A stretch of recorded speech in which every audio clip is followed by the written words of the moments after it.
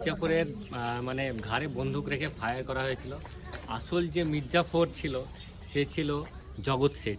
তাকে নবাব সিরাজউদ্দৌলা একটা চড় মেরেছিল, সেই বদলা নেওয়ার জন্য তাকে বাংলার মসনদে বসাবার জন্য একটা প্রলোভন দেখায় এবং লোভ ধরায়। তার সঙ্গে এই চক্রান্তের সঙ্গে জড়িত ছিল কৃষ্ণনগরের রাজা, তারপরে আপনার কাশিম বাজারের যে রাজবাড়িরা আছে তারা, তারপরে জগৎ শেখ, অনেকেই জড়িত ছিল, কিন্তু তাদের নামটা আসে না। কেননা এইখানে শুধু মির্জাফরের নামটা আসে। তাকে লোভ দেখানো হয়েছিল। মেন ভিলেন ছিল জগৎ শেখ।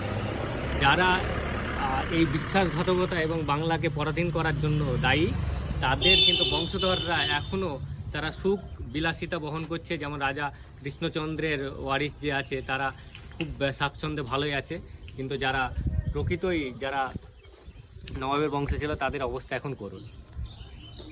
এইটা হচ্ছে অজানা।